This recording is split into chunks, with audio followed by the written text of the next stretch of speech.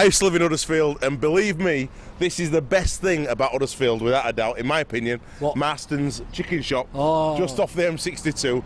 We've come, obviously, to meet Danny Brough. Thought you meant road out of Huddersfield. Oh! Right, we went down to Soccer City and got a lesson in kicking from the one and only Good one. Mr. Danny Brough. Good one as well. Danny, I'm here with Danny Brough. Congratulations, pal, on your 400th appearance. Cheers, thanks. Last week. We've brought you a game. Rugby League manager 2015. 400 games, mate. Big win as well against Warrington. What did it feel like running out there and celebrating it in such fashion? Yeah, it was a good occasion. Obviously, morning, with kids and that, went to watch them play rugby and football, and then down at stadium, everybody wanted my signature and things like that. So it was pretty good. But once I went in the dressing room, business started. Absolutely, and it got a bit feisty as well, didn't it? Did you get sin bin for a little while? Yeah, there were a few handbags and that, not much to go on about, but yeah, you get that, especially when two big packs are going at it. So it was pretty good to see. Did you send yourself to the bin? No, somebody spat in my face and I got sent to bin for it. So you want refereeing then? Oh yeah, I ref every game, me. Now, one of the things we want to learn from you today is I think people would want Danny Brough in their team manager team because you're the best kicker in Super League, probably, in fact, without a doubt. And every team that plays against you, particularly teams like Warrington, will try and obviously charge you down. Yeah. Everybody needs to stop Danny Brough from playing his good game, otherwise it's a long night. We're going to ask you if you could show Simo in a little while how to kick a ball.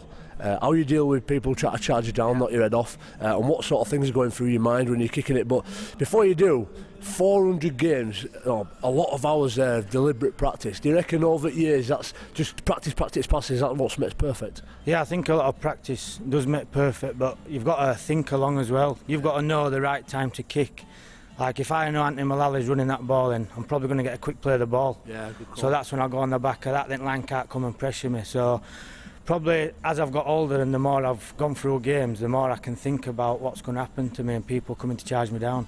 Class. Well, it's not easy teaching old dogs new tricks, but we're going to try and teach Alex Simmons how to kick a ball. And we've just been playing with lads, actually, playing a bit of a crossbar challenge game, and I'm always impressed with the way he kicks the ball, so let's have a look, see what happens. This is pretty much, a clearing kick, so trajectory at ball is going to try and stay low, because if somebody's coming to charge it down, I'll try and thread it between them. So as we go here, obviously ball's in two hands and I take the ball to my foot and try and get the distance correct so it don't go dead. The drop's important, especially dropping it onto your foot. You need to drop it correctly so it goes in the right direction. So we'll see on this kick here. So head down, struck through the ball and it went where I wanted it to. You see where the Simo there drops it from a bit higher. The ball will go higher and then the full back or wingman will be able to catch it on the full. Have it. Fifth and last, you're looking for a run option or a kick for a repeat set or a try. So basically you hold the ball as a pass, you go across the line, if you drop it like that, and inside at foot will take it. It'll arc round. Yeah, and if you do outside your foot that way, it's bending back round that way. I get you. So as well as a yardage kick, you're dropping the ball to your foot. On this one, you're just releasing it to take it to outside because it's a more delicate kick and you kind of keep it in goal. Yeah. So, and depending on whether on your left or your right, you knock it on the inside or the outside of your foot. Foot to curl it round. Fantastic. Outside at foot on opposite side. Right, so imagine Jermaine McGilver is in the corner there, it's going down, just walk across the line and show us a little kick. I'd do it jump forward. So it curls round for wingman to come onto. Skills. Well, mad pay skills. The bills, don't they? Mad skills. I like that, skills pay the bills, I like it.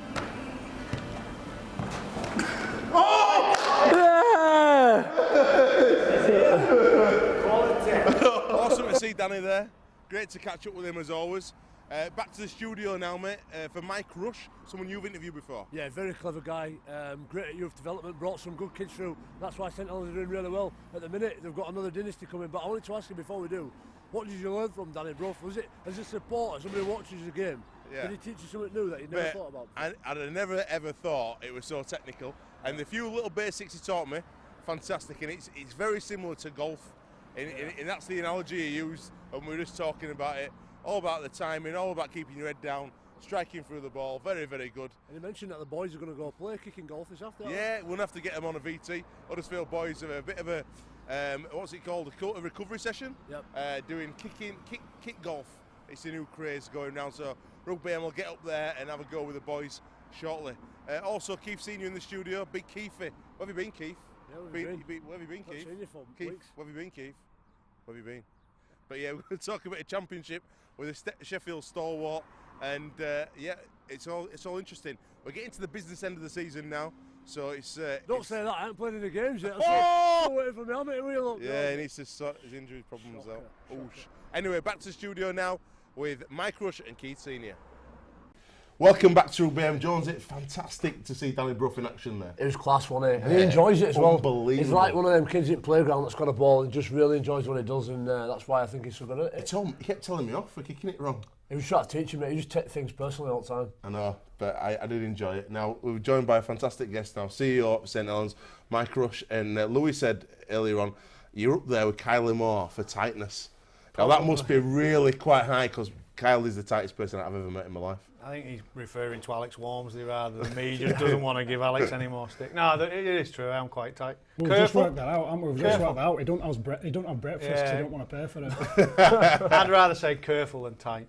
I think there's a difference. My dad used to say that. We had a great conversation just before we started filming with Keith, because Keith's trying to build a culture with Tubby down at Sheffield, and yourself have changed the whole culture of St Helens from when you went from Widnes to Langtree Park. Can you tell us a bit about that? Yeah, Widnes was a tough year for the club. You know, to move out of town is always a challenge, and I think we were probably only averaging about 6,500 fans turning up. So Langtree Park was, you know, the rebirth, if you like, of the club in terms of giving us a longevity that, you know, hopefully for 50, 60 years Langtree Park will serve the test of time, and we've been fortunate that we've been able to hold on to some terracing, because the fans like the standing up and the chanting and giving the Leeds lads some stick, and we've been fortunate that we've now got genuine corporate hospitality facilities, which we didn't have before. You know, we had some literally sheds at the end of the ground that we used to like to try and dress up as boxes rather than what we got now. We talked earlier off air about the attendance against Wigan wasn't so great compared to something like the South game in the World Club Challenge. And we just wanted to ask you a little bit about the marquee player now. We've not heard anything from any coaches or players at the minute that have sort of been really big thumbs up, but I wanted to ask you, will having marquee players attract bigger crowds? Is that why people came to watch themselves? Yeah, you know, we spoke before. If a club wants to go and sign Greg Inglis and they can find £1 million, which is probably what it would cost to get a Greg Inglis, would we get a benefit at Langtree Park? Of course we would. Yeah. Because you would get the average punter that hasn't turned up to watch, you know, them two lunatics that were on just before. Yeah. They'll come and watch Greg Inglis because it's something different and something special. Whereas, unfortunately, with the money that we take off Sky, which is great, and with the funding that we get through TV deals, there has to be a knock-on effect, and that knock-on effect can be your attendances, because blokes, families can find a pub that does food and watch the game. Yeah. Blokes can go to the local, and maybe what they spend on attendance, money they spend on a pint. And it's our job as administrators to find a way to get those bums on seats. And weekend was probably a bit of a kick for us that we were 1,500 short of capacity, and it was a game that we should be getting to capacity. So as administrators, we have to take that on the chin and find a way of getting them extra 1,500 bodies inside the stadium. Keith, you mentioned before youth development, how crucial it is, and Mike, you've actually done all the jobs at Saints. Which job do you prefer? Look, I'll never say I didn't enjoy 2012, which was when myself and Kieran were lucky to have a crack at coaching while we waited for Brownie. But that was probably the one that it was never really my ambition, but I did enjoy it. Probably working with the youngsters has been the most enjoyable and least stressful from the point of view. Is I never felt like I had 415 staff that were relying on you to make sure that payroll went through, whereas now in the role that you've got, it's much harder having that responsibility to know you need X amount of pounds in the bank every month to be able to pay the players and the staff. And we're lucky. We don't maybe have those financial problems, but it would only take a couple of bad seasons, wouldn't it, for us to be in the same situation as others, where rugby league isn't awash with money like football and the Premiership. We have to earn every pound that we get, and we have to make sure that we give value for every pound. So probably the one I've got now is the toughest, the most enjoyable. Was probably at the start on the least money, but the most enjoyable.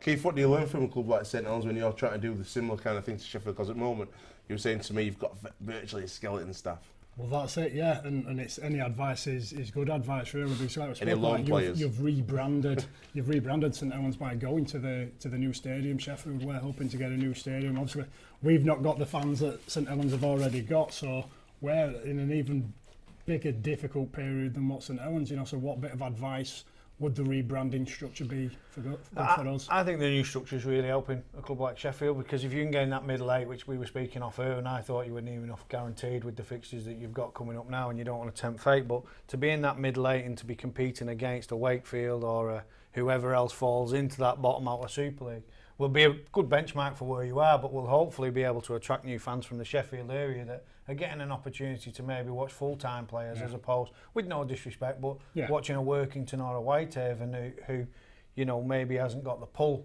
to an average punter who's sat in an armchair wondering whether to go to a game. But we don't want to be in that middle eight. We want to be in the top eight. But there are clubs like your Bradfords and your Lees that are a good entertaining sides to watch yourselves, that are going to get to challenge themselves against 4 Super League clubs and with a genuine chance of replacing them in the starting 12 next year. Well, we're going to welcome you back onto the show a bit later on, Mike. We're going to talk a bit more, and I want to get some predictions from yourself on the middle eight. So have a think about it.